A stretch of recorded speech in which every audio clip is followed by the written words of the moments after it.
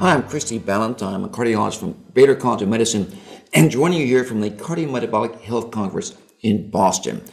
And we're going to have highlights from our session on lipids and atherosclerosis. We have a group of some of the panelists here today. Pat, everybody introduce themselves, start with you. I'm Patrick Moriarty at the University of Kansas Medical Center. I'm the director of the Lipid and Atherosclerosis and LDL Apheresis Center at the KU. Hi, everybody. I'm Bob Eckel. I'm an endocrinologist from the University of Colorado School of Medicine. I'm one of the co-chairs with Christie Ballantyne here for this annual meeting. Hi, I'm Erin Michos. I'm a cardiologist. I'm the Associate Director of Preventive Cardiology and Director of Women's Cardiovascular Health Research at Johns Hopkins University. And I'm Paul Ridker. I'm a cardiologist here in Boston. I want to welcome all my friends to my hometown. All right, well, we had a great session this morning, and the issue of atherosclerosis, lipids, we focus a lot on LDL cholesterol, but it's a complicated process in terms of the disease, and we know that one of the key factors that's driving it is actually inflammation. Paul, let's maybe get some highlights from the things that you brought up today in regards kind of going beyond LDL cholesterol in terms of biomarkers for inflammation, and then what can we do about it? Sure. So, Christy, one of the things we remind each other is that we all agree that diet, exercise, smoking cessation is number one. LDL lowering is number two. These are facts. What's so interesting today is we now also understand that this inflammatory process, which can be easily measured with high sensitivity CRP, is really coming into its fore, not simply because we know it's a marker for high risk, we've known that for 25 years, and not simply because it's a marker for metabolic syndrome and dyslipidemia that you can't necessarily pick up. And just like blood pressure and LDL, you actually have to measure it. You can't guess across the room if someone has or not. But we now have drugs that actually have been shown to lower inflammation. They can lower cardiovascular risk. That's the change. So initial finding was with our CANTOS trial with canakinumab, an interleukin-1 inhibitor, but that's not a drug we can give in cardiovascular medicine. But what's changed, and what's so exciting now is the US FDA has approved low-dose colchicine at a dose of 0.5 milligrams a day, which is a lot less than we give for gout or pericarditis. Two major clinical trials, COLCOT and LDOCO-2, basically chronic atherosclerosis trials that have shown 25 to 30% reductions in hard cardiovascular events. So we now know, and that's also a drug that lowers CRP. So we now know that you can actually do this as part of our armamentarium. But a few caveats. It's a drug I do want people to be thinking about, but it's not a drug for all of our patients. So for example, colchicine is metabolized by the liver and by the kidney. So I avoid using colchicine when the GFR is low, and I avoid using colchicine when there's really serious liver disease. But Christy, a lot of my patients have preserved kidney function, preserved liver function, are at very high risk, bypass surgeries, multiple angioplasties, what I call the frequent flyers. I'm going to put them on colchicine because I want that risk to come down, and that's a big change. So that, I think, a really important message, Paul. We have something new we can use now, and you mentioned about certain things that you got to be careful. What about, are there any concerns about drug interactions so that, because people may not have been using this in the past, there's other agents for gout, but what about drug interactions you got to worry about? Sure, so two things to remember. One is it's actually remarkably safe in the trials. The trials have shown minimal issues, and there's no issues with statins at all. So all these trials are done on top of statin therapy. There's a disease, familial Mediterranean fever, which tens of thousands of people in the world have, just not very common here, that take low-dose colchicine for their full lives, and they do pretty well. But a couple of drugs, ketoconazole, fluconazole, clarithromycin. If you happen to start one of those drugs, I would just recommend discontinue the colchicine for a week or two, and things ought to work out. So, Paul, what level of EGFR would you not administer colchicine? Bob, it's a great question. The trials did take people with GFRs down to 50, 45 or 50, but I'm a very conservative physician. My concern is when I at the Brigham prescribe a drug, they're going to be on it for the next 20 years. People don't stop the drugs that we prescribe in the community, and that GFR as it falls, I'm going to get very nervous. Okay. So I'm actually saying 55 or 60, there's so many patients we're not treating right now with colchicine, let's start there and get comfortable. And Paul, we have a COVID therapy, which is a pretty potent CYP453A4 inhibitor. That's right. So Paxlovid is another drug that would be in that category. If you're going to be on it for a couple of days, you might want to temporarily discontinue your colchicine. And as you know, Christy, we're running some major new trials in that setting of CKD using some very novel interleukin-6 inhibitors. That's down the road. Yeah, so it's really exciting in regards to the science. And you've talked about the pathway, IL-1 beta, you showed that we're now testing IL-6. And there's other things. I think the inflammasome's an exciting area for new targets. Erin, you covered something that's a really challenging thing, is what do we do with our patients who say they have a problem with taking a statin? They feel bad. How do we address this? Yeah, so I talked about statin intolerance in this conference, and statin intolerance is a really challenging, a vexing problem that many of us encounter in clinical practice. Whether it's the nocebo effect or a causal, regardless, it's real to the patients. It affects their adherence, and medications don't work in patients that don't take them. And so statin non-adherence places our patients at vulnerable for increased cardiovascular events and even mortality. The National Lipid Association defines statin intolerance as having tried at least a minimum of 2 statins, at least one at the lowest approved dose. It's important to note that complete intolerance, where a patient can't take any statin at any dose, is actually pretty uncommon, less than 5% of statin intolerance. Most patients with statin intolerance has partial statin intolerance. They can take some statin, but it's at a dose lower than necessary to achieve their desired therapeutic target. But this is why it's really important that we do a statin re-challenge, try maybe a different statin with a different pharmacological property, lower the dose or do every other day or non-daily dosing. But most patients can tolerate some statin. The NLA also recommends that we explore for their non-statin reasons for muscle symptoms, such as evaluating for hypothyroidism, etc. But the good news is that statins, are no longer the only game in town, and that particularly for our high-risk patients, it matters about LDL lowering, and we have a number of non-statin options. And for the similar 1 millimole per liter of LDL reduction, we can achieve similar reductions in major adverse cardiovascular events. So, once we truly try to get someone back on a statin, if they're not at their LDL target, particularly high-risk patients, we need to move on, use combination therapy, and add these non-statin therapies to get our patients to their LDL goals. So important that we can usually get someone on a statin at some dose to get some reductions, but there also the non-statin therapies can be added. Anything, I know, Pat, this comes up a lot, and you were mentioning in terms of your practice issues in terms of how to deal with this. With statin intolerance, Yeah. yes. You have to deal with these patients because, as Erin said, some of it is not really related to pharmacokinetics, but actually to patients' belief that this drug can cause problems either by reading about it, hearing about it from friends and neighbors. And therefore, you got to treat them like a delicate flower and go softly with them, and sometimes maybe start off in a low dose once a week. So, Pat, I always call this the art of medicine, right? Exactly, it is, and you need to get the trust of the patient to get this through to them. It takes time. It's time consuming, but the value I find over the last 20 some odd years is really we're very successful at doing that. Yeah, so I think it's one thing where it's important. There was one of our speakers yesterday had a list of A through Z about how to work with patients and establish things. Z was zip it, which means let the patient voice their complaints. There is this issue of letting them kind of, Right. talk about all the problems, and then you can, they need to express themselves, and you can come up with some solutions. So we're going kind of beyond LDL cholesterol, inflammation, CRP, but even if we get into lipoproteins, Bob, it's not just LDL. So the issue is, we have triglycerides, and sometimes people are not thinking about triglycerides are carried in lipoprotein. So we have the issue of remnant, IDL, VLDL remnants, triglyceride-rich lipoproteins.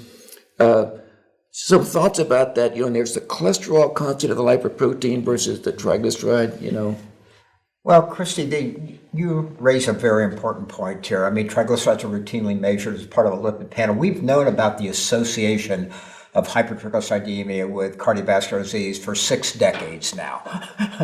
But ultimately, what we've learned a lot about triglycerides and cardiovascular disease, although they even may be predictive of outcomes that relate to other lipoprotein classes, Some of the triglyceride effect is canceled by low HDL cholesterol. Those two hang out together. So that's one thing we have to say up front.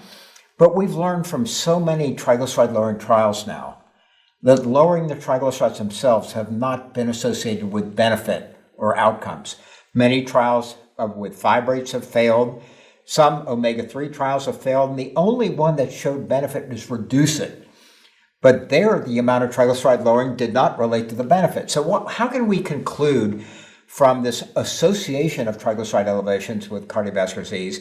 And I think we can conclude one thing. Triglycerides may not be causative, despite some of the Mendelian genetics showing relationships. But ultimately, there's other components of the VLDL particle that relate to risk. Well, and the other one is if you looked at the cholesterol, the remnant cholesterol is much more strongly associated than the triglycerides. So it's probably the issue of the particles containing cholesterol. And Paul, this came up, you did a study which looked at the patients that we thought would benefit, but it turns out is that actually ApoB and non-HDL cholesterol went up a little bit, which wasn't, that was something that the hope had been that you would be reducing these, and there was once again no benefit seen in that study. Yeah, so Chris, you're very kindly referring to our emafibrate trial called Prominent, which I have to say was a huge disappointment to us. I mean, we went into it assuming that if we made the effort to screen for these high triglyceride, low HDL patients, and it was a lot of work to go out and do that screening, that was what the subgroup analyses suggested would work, and our hazard ratio is 1.0. I actually don't think it's the ApoB issue. We've done some analyses that'll come out eventually saying that among the people who got the ApoB went down, we still didn't see a benefit, and it only went up a few points. The only way I might disagree a little bit with what Bob said is I do think mechanism matters. So at least I would say to date, we have not seen a benefit from combined, omega-3s. We can't ascribe the benefit with icosapent ethyl to it, and fibrates aren't working. But I wouldn't close the door on it. I'd say, look, there's other ways of getting this thing worked on, ApoC3, and there's other drugs that are coming down the road there where, it's hard as a clinical trial and as a clinician. We want things to work for our patients. And we need, so I'm glad these trials are ongoing because maybe we'll figure out that the way we reduce it matters and we just haven't gotten it yet. Yeah, and what was talked about was actually a couple of new approaches, genetically validated targets. PPAR is not a genetically validated target. ApoC3 and ANGPTL3 both have good genetic data that, loss of function associated with. And so we'll find out, we get options in the pipeline, targeting ASOs, siRNAs for ApoC3, and there's an siRNA for ANGPTL3. Well, there's more to learn here, Christy, but you mentioned remnants and the issue with how do physicians measure remnants. If we think of fasting lipids, typically remnants are particles that aren't there in fasting plasma. Those were called IDL, particles that floated between VLDL and LDL were called intermediate density lipoproteins, presumably nascent particles. But when we think of remnants, you think of dietary fat ingestion, where the action of the lipoprotein lipase creates a particle that's much smaller, much reduced in triglyceride content, but still has a fair amount of cholesterol. But clinically, how does the doc measure remnants? And there's so many different ways that people calculate remnant cholesterol, remnant TGs, and I think right now we have to further the field if we want to understand this process better. Yeah, so we're a lot in the pipeline. Well, we talked about, if you looked at lipoproteins, we've got LDL, then you've got Kylos, VLDL, IDL, but there's the other player in here, Patrick, lipoprotein A.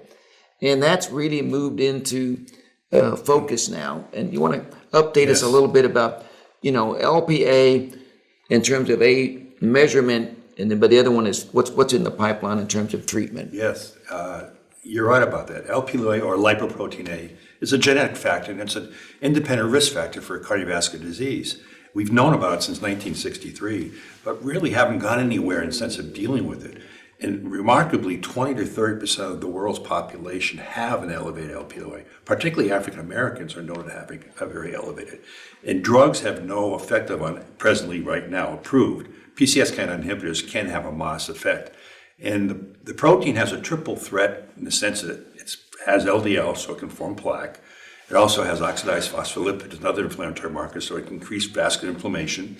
And Third, it has an effect that can increase clotting of the blood. Its structure looks similar to plasminogen, so it can prevent the degradation of fibrinolytic cascade. But more importantly, it never changes. When you're born with it, it kind of stays generally the same throughout your life. And so you really, diet and exercise has no effect on it. The only approved therapy at this present time, as you know, is something called lipid or lipoprotein apheresis, which is a very invasive procedure and very costly too. And it's only used presently for patients with known cardiovascular disease related to the Lp(a) over 60 milligrams per deciliter or 150 millimoles per liter. Luckily, what's coming down the pike is new classes of drugs, antisense antibodies and these RNAs that inhibit the production of the protein of Lp(a) by up to 95%. And both of these drugs, two of them right now, are in phase 3 studies. The first one should be finished by 2025, hopefully. And this could be a remarkable drug class for a population that has been orphaned these many years in the United States and the whole world. And interesting, in Europe and Canada, they recommend testing for every adult at least once in their lifetime, where presently in the United States, we don't have that. We have a lot of different variations of algorithms based on risk. It should be the risk being that you are a human being. That is your risk. You should have your own check. So, Erin, this comes up a lot where people say, well, why would I measure it if I don't have a therapy to specifically lower it? How would you answer that question? I mean, what do you do with an Lp(a) level? Well, it's a marker of an elevated risk patient. And so there are a lot of things that we can do to reduce risk once we identify patients at elevated risk. First of all, healthy lifestyle. We know that patients who follow a healthy lifestyle, even though that may not change the Lp(a) level, a healthy lifestyle can reduce vascular risk. Statins clearly reduce major adverse cardiovascular events. Now, statins don't lower Lp(a) and may even slightly increase it, but clearly statins prevent events. And so there's a number of things that we can do. I think you made an excellent point in our symposium that we have other markers that identify elevated risk patients, like increased age. We can't modify age, but we can modify risk. Coronary artery calcium scores identify a patient with disease who's at elevated risk. Our therapies don't change the calcium score. We add therapies to reduce risk. And so I think that Lp(a) is actionable now to identify and reclassifies patients from borderline, intermediate, or high risk into different risk groups. And then we can do risk-based interventions to prevent cardiovascular events that are, irrespective of the, changing the Lp(a) value itself. So, Paul, you've heard this before about CRP as a biomarker. What are your thoughts in terms of this? Well, look, I have a belief, which in general is we as physicians need to stop guessing and start measuring. Okay? Nobody is going to treat LDL cholesterol without knowing what the LDL is. None of us is going to treat blood pressure without knowing what the blood pressure is. I don't understand the idea that you think you can guess across the room what someone's CRP is, or that you can guess across the room what someone's Lp(a) is. It's just not the case. So I think we should have very wide assessment of all of these. With Lp(a), there's the advantage. You only got to measure it once, so that's great. And I agree with we should probably just do that and get it out of the way. And when it's high, as Erin says, there's things we can do now. And as Patrick said, maybe there'll be some things we can do later. But yeah, I would have universal CRP screening because it's going to tell you something, and we already have actionable evidence and therapies. So our guidelines have to change, Christie. All right, so we covered a lot of ground this morning. In addition to one of the themes, I think, is in addition to the importance of LDL and LDL cholesterol, is we've got to look beyond this. We talked about biomarkers for risk, residual risk, but the issue of inflammation, lipoprotein A, triglycerides, lipoproteins, they're all important indicators of risk. Now, we don't have the answers in terms of what to do about it necessarily. You, Bob? Yeah, it's the HDL cholesterol story dead. So HDL cholesterol as a risk marker is alive and well. I mean, it's still, at least on the low HDL. It's always been the total cholesterol HDL ratio predicted risk, and that's probably that includes non-HDL and other factors. But anyway, we hope that This was a great morning. A lot of area was covered. It's the type of thing that happens at this Congress. It's wonderful. You get all the experts together, case discussions, going into the types of things that you can take home the next day and use in your practice. Thank you very much for joining us.